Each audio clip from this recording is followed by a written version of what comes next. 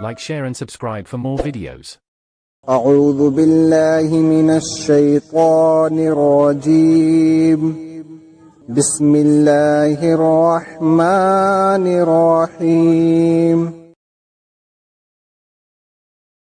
قرآن کی یہ اصل معلوم ہو جانے کے بعد ناظرین کے لیے یہ سمجھنا آسان ہو جاتا ہے کہ اس کتاب کا موضوع کیا ہے، اس کا مرکزی مضمون کیا ہے اور اس کا مدعا کیا ہے۔ اس کا موضوع انسان ہے، اس اعتبار سے کہ بلحاظ حقیقت نفس الامری اس کی فلاح اور اس کا خسران کس چیز میں ہے۔ اس کا مرکزی مضمون یہ ہے کہ ظاہر بینی یا قیاس آرائی یا خواہش کی غلامی کے سبب سے انسان نے خدا اور نظام کائنات اور اپنی ہستی اور اپنی دنیاوی زندگی کے متعلق جو نظریات قائم کیے ہیں اور ان نظریات کی بنا پر جو رویے اختیار کر لیے ہیں، وہ سب حقیقت نفس الامری کے لحاظ سے غلط اور نتیجے کے اعتبار سے خود انسان ہی کے لیے تباہ کن ہیں۔ حقیقت وہ ہے جو انسان کو خلیفہ بناتے وقت خدا نے خود بتا دی تھی، اور اس حقیقت کے لحاظ سے انسان کے لیے وہی رویہ درست اور خوش انجام ہے جسے پچھلے صفحات میں ہم صحیح رویے کے نام سے بیان کر چکے ہیں۔ اس کا مدعا انسان کو اس صحیح رویے کی طرف دعوت دینا اور اللہ کی اس ہدایت کو واضح طور پر پیش کرنا ہے جسے انسان اپنی غفلت سے گم اور اپنی شرارت سے مست کرتا رہا ہے۔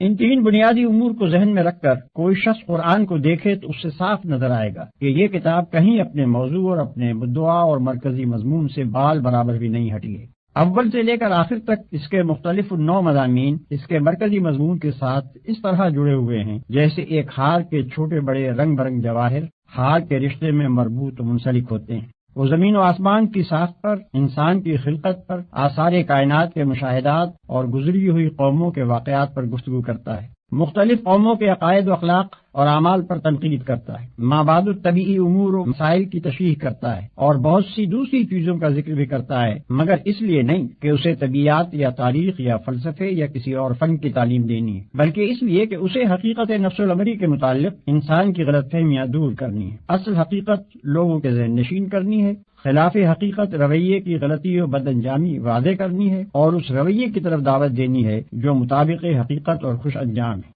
یہی وجہ ہے کہ وہ ہر چیز کا ذکر صرف اس حد تک اور اس انداز میں کرتا ہے جو اس کے مدعا کے لیے ضروری ہے، ہمیشہ ان چیزوں کا ذکر بقدر ضرورت کرنے کے بعد غیر متعلق تفصیلات کو چھوڑ کر اپنے مقصد اور مرکزی مضمون کی طرف رجوع کرتا ہے، اور اس کا سارا بیان انتہائی یکسانی کے ساتھ دعوت کے محور پر گھومتا رہتا ہے۔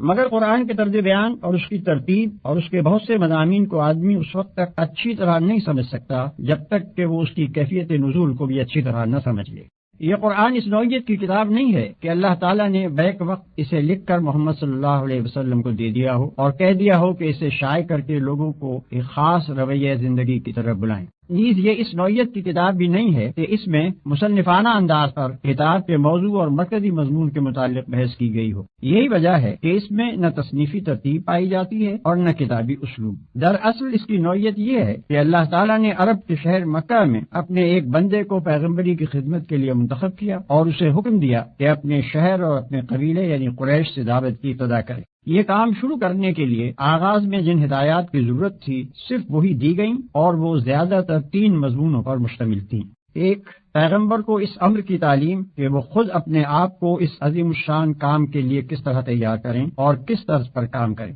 دوسرے، حقیقت نفس الامری کے متعلق ابتدائی معلومات اور حقیقت کے بارے میں ان غلط فہمیوں کی مجمل تردید جو گرد و پیش کے لوگوں میں پائی جاتی تھیں جن کی وجہ سے ان کا رویہ غلط ہو رہا تھا۔ تیسرے، صحیح رویے کی طرف دعوت اور ہدایت الہی کے ان بنیادی اصول اخلاق کا بیان جن کی پیروی میں انسان کے لیے فلاح و سعادت ہے۔ شروع کے یہ پیغامات ابتدائے دعوت کی مناسبت سے چند چھوٹے چھوٹے مختصر بولوں پر مشتمل ہوتے تھے جن کی زبان نہایت شستہ، نہایت شیریں، نہایت پر اثر اور مخاطب قوم کے مذاق کے مطابق بہترین ادبی رنگ لیے ہوئے ہوتی تھی تاکہ دلوں میں یہ بول تیر و نشتر کی طرح پیوست ہو جائیں، کان خود بخود ان کے ترنم کی وجہ سے ان کی طرف متوجہ ہوں اور زبانیں ان کے حسن تناسب کی وجہ سے بے اختیار ہو کر انہیں دہرانے لگیں۔ پھر ان میں مقامی رنگ بہت زیادہ تھا، اگرچہ بیان تو کی جا رہی تھیں عالمگیر صداقتیں، مگر ان کے لیے دلائل و شواہد اور مثالیں اس قریب ترین ماحول سے لی گئی تھیں جس سے مخاطب لوگ اچھی طرح مانوس تھے۔ انہی کی تاریخ،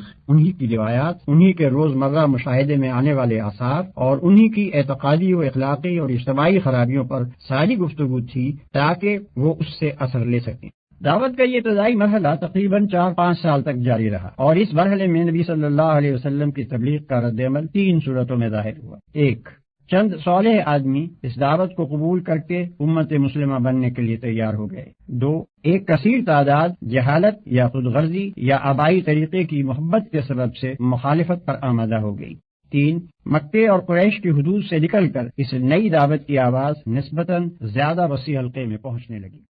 یہاں سے